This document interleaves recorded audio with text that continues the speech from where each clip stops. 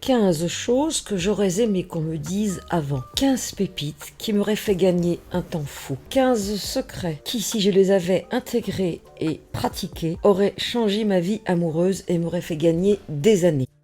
J'ai pris la décision de filmer ce cimetière parce que je pense qu'on oublie trop souvent à quel point la vie est courte, à quel point elle peut s'arrêter demain, et à quel point nous avons de la chance d'être en bonne santé, d'avoir des projets, et même si ce que nous vivons en ce moment n'est pas le top, nous avons la chance de pouvoir faire des rencontres, si ce n'est déjà fait, aimer et être aimé. C'est pourquoi je vous invite à toujours vous rappeler que ici et maintenant, c'est là que ça se passe. Bonjour à toutes et à tous, je suis Bénédicte Anne, votre love coach depuis 2004. J'accompagne les hommes et les femmes qui galèrent en amour à attirer directement la bonne personne, sans collectionner toutes les planches pourries que la vie a l'art de mettre dans nos pattes. J'ai déjà écrit 4 livres sur la relation à soi, à son environnement, à sa famille et bien sûr sur les relations amoureuses. Et je t'invite à rester jusqu'au bout parce que je vais te livrer du lourd.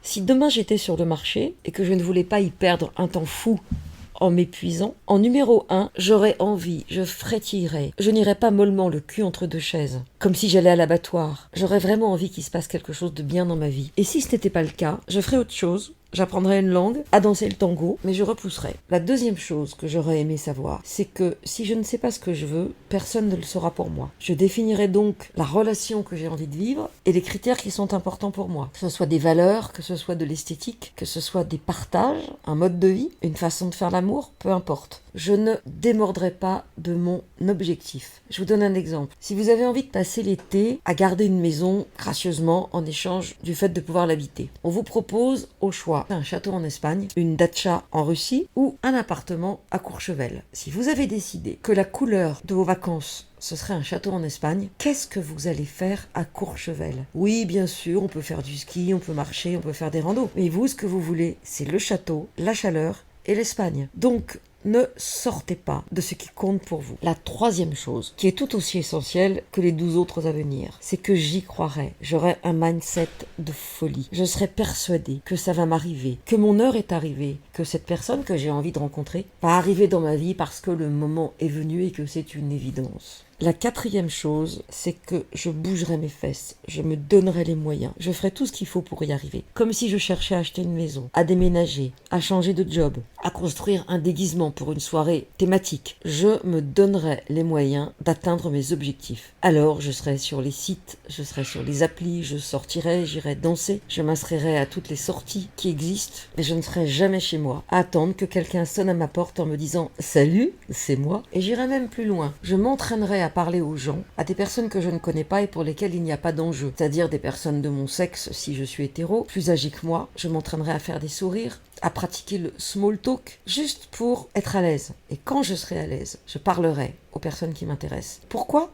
Parce qu'en ce moment, c'est la grande tendance. Les gens ont besoin d'échanger de liens. La cinquième chose, c'est que j'appliquerai la méthode Terminator pour me faire respecter. Il ne s'agit pas d'un rapport de force. Oui, ça aurait pu être considéré, cette méthode, comme un rapport de force, avant l'ère des applis. Mais aujourd'hui, la méthode Terminator vous permet juste d'éviter l'abus tel que les différents confinements et autres couvre-feux lui ont permis de se développer. À savoir, je viens chez toi, je fais le moindre effort, je prends ce que j'ai à prendre, et pour la suite, tu te débrouilles toute seule. Donc je n'aurai de cesse de me faire respecter. La sixième chose, c'est que je serai très organisée. J'aurai des fiches, des captures d'écran, je prendrai des notes si je parle au téléphone. Je relirai nos échanges avant le rendez-vous pour ne pas dire de bêtises et ne pas confondre Pierre avec Paul, Paul avec Damien, Damien avec Jérémy, Christine avec Céline, Emma avec Jennifer. Vous l'avez compris, quand la personne en face de vous ne sait pas qui vous êtes parce qu'il y a tellement de personnes dans son escarcelle qu'elle se mélange les pinceaux, ça vous fout les boules. Même si vous êtes à la tête d'un harem, vous n'avez pas envie que l'autre le sache. Le septième point,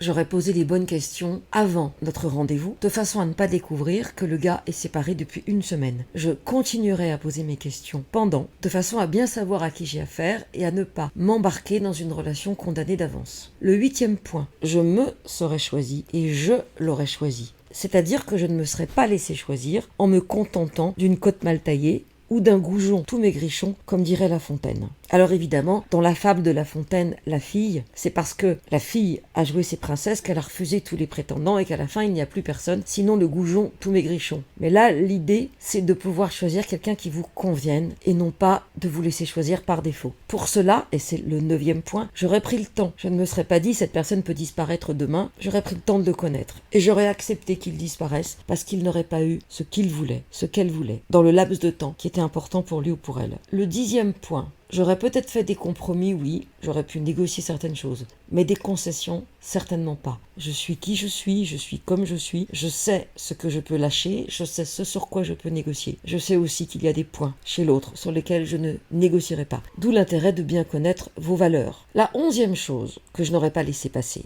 j'aurais cramé les radins. Parce que j'en ai vu tellement, et dans ma propre expérience, et dans celle de mes coachés. Des personnes qui arrivaient en disant « Ah, j'ai oublié mon portefeuille » pour se faire inviter. Des personnes qui disaient « On va marcher parce que j'ai pas ma carte bleue ». Alors que vous auriez peut-être payé votre part. Mais l'homme était tellement obsédé à l'idée de ne pas payer qu'il préférait verrouiller. J'aurais ricané quand j'aurais compris, après le premier rendez-vous, que j'avais affaire à un radin. Et quand il m'aurait dit, lors de notre second rendez-vous, que ce qu'il envisageait pour nous, c'était de marcher jusqu'à usure des chaussures, j'aurais renforcé ma première intuition et bien sûr, je n'aurais pas accepté le second rendez-vous. Parce que tant que vous n'avez pas rencontré quelqu'un et fait quelque chose, vous ne pouvez pas savoir que vous avez une pince en face de vous. Ça marche évidemment dans les deux sens. La 12e chose importante, c'est que j'aurais écouté mon intuition. Je viens de l'évoquer. L'intuition en général vous donne les bonnes infos. Mais vous vous dites mais non, mais c'est pas comme ça, mais peut-être que je me trompe. Écoutez votre intuition. Si vous sentez que quelque chose n'est pas juste, c'est que quelque chose n'est pas juste. 13e point.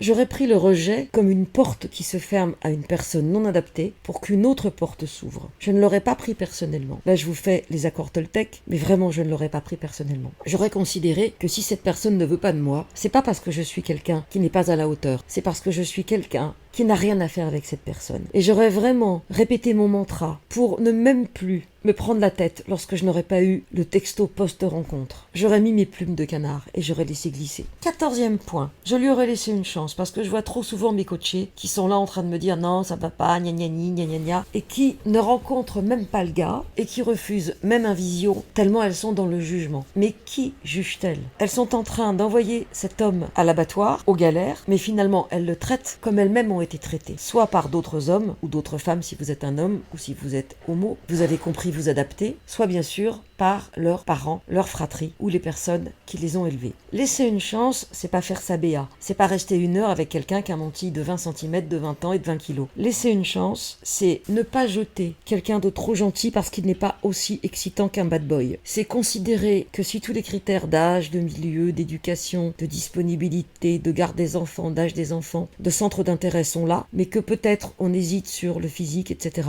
laissons une chance. Et n'oubliez jamais que cette personne peut avoir un frère ou une sœur qui est la bonne personne pour vous. Pour finir, je n'aurais pas mis tous mes œufs dans le même panier tant que la relation n'aurait pas vraiment démarré. Quand la relation démarre-t-elle? J'ai envie de dire 6e, 7e rendez-vous, avant de faire l'amour, déjà pour clarifier. Mais ça, c'est l'objet d'une autre vidéo. Et je vous renvoie aux 5 points à checker avant d'entrer dans l'intimité.